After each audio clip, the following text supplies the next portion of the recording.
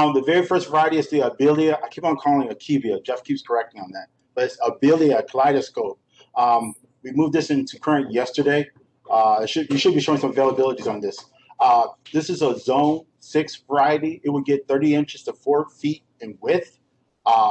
This variety has more of some tiny white flowers, but the great selling point about this variety is the variegated leaf. It's very vigorous, very vibrant, very beautiful. And what it also does is during the fall, it turns more, the variegation from yellow and green turns more into also with this amber orange on it. So it gives you a wide variations of different colors, which is a good variety for just foliage alone. This all, like I said, this is in a 2-gallon. It prefers to be in well-drained soil. It will tolerate and being in wet soil, so that's the good part. And it also prefers to be planted in the full sun to partial shade. Next picture, please. Our Blackcodum Sentimental Blue. This is another variety which is this variety usually blooms during the late spring, going up into the summer. Because of the crop rotation we did with this, we're able to get some of these still in bloom right now. The picture you see on the left is yesterday's picture, so we do have some. This got some. If you still got some customer, the last minute customer wants some buds and blooms, we still have some of these right here. It's also known as balloon flower. This is a Zone 3 to Zone 8. It will get 1 feet in height to 1.5 feet in width. It has a blue-shaped purple flower to it. It's a light medium. It likes to be in moist, rich, well-drained soil. It's a very easy-growing, low-maintenance variety. And it's good also for, like you see here, planting in your patios and everything like that also too. Next picture, please. Gardenia Summer Snow. This is a Zone 6 to Zone 11. This has a beautiful, pure white flower to it. The great thing about this, it has a very high glossy leaf, almost like wax.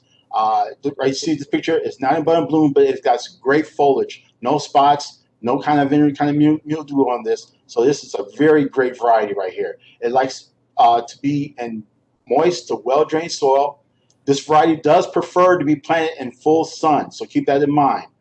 This variety is mostly known, the bloom time is between the late spring going up into the summer. And like I said, it has an elegant, pure white double flower. So just keep that in mind for it. But like I said, this is yesterday's picture. As you can see right here, it's very beautiful and very, very glossy. Right here, we have the September. I have the September Charm and the Hybrida Pamina. Both of these varieties do have buds on them, and some of them are actually starting to show color. This variety is considered to be a Zone 5 to Zone 8. It will get 18 inches in height to 18 to 24 inches in width. Both of them has more of a bright pink flower. The Pamini is more almost like a double flower compared to the September Charm. It's almost like a single flower. That's only basically the difference between the two. Bloom time for this is usually in the mid to late summer. It prefers to be planted in full sun, and it is recommended to cut back this in late summer. Thank you. Next picture, please. The Gustrium Iboleum. Great thing about this one is like it's not even showing fall color yet, or fall leaf or falling, anything like that. This picture is this is a 2-gallon, and you can see right here it's almost 36 inches in height. You're getting a 2-gallon price or a size that should be in a 3-gallon. This is also considered to be a Zone 5 to Zone 8. This variety will get to 8 feet to 12 feet in height, to 4 feet and 6 feet in width. It has more of a tiny white flower to it. It is considered to be a 2-gallon. It's supposed to be in well-drained soil. Bloom time for this is usually in June.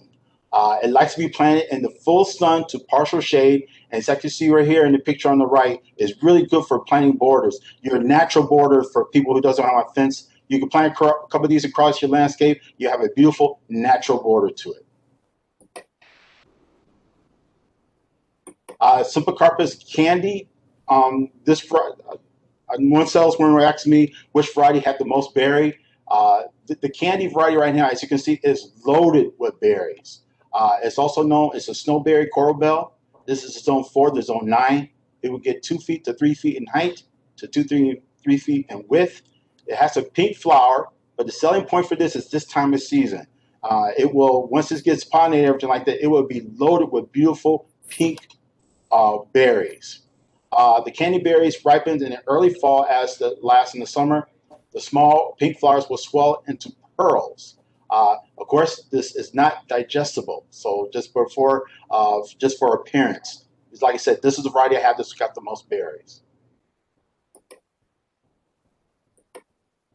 The Delosperma, this is the desert garnet.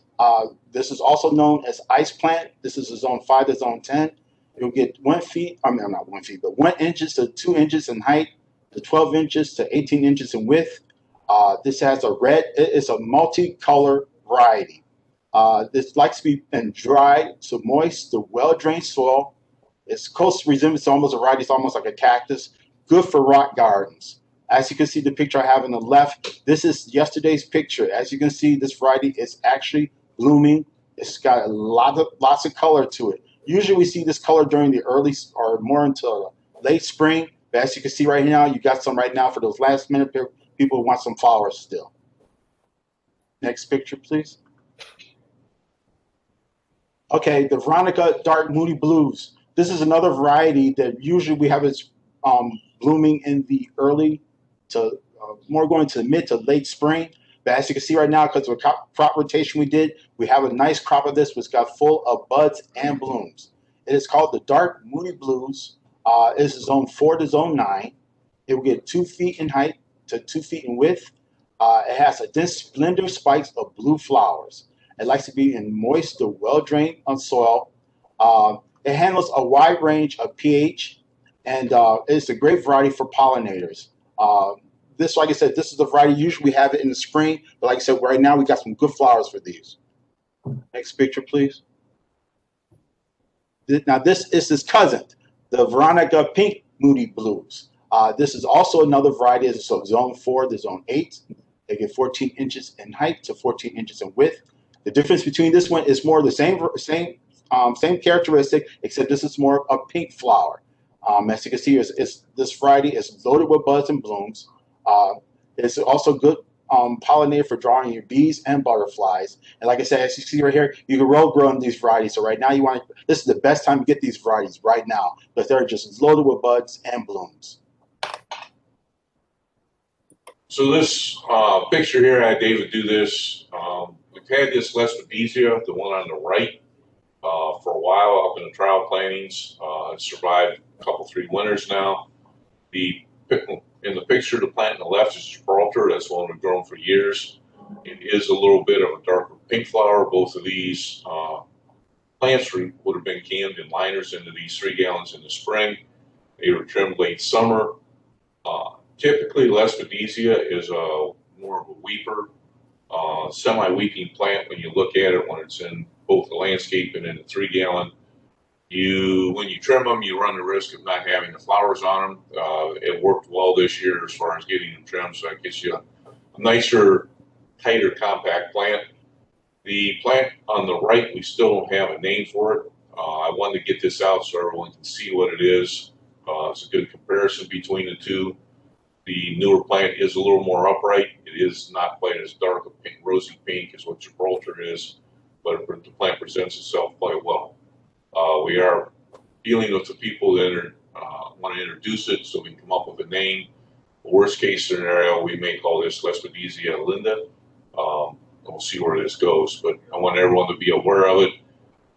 The new plant obviously is not in the system at this point, but I want everyone to be aware of what we have. We will put this in the production plan going forward.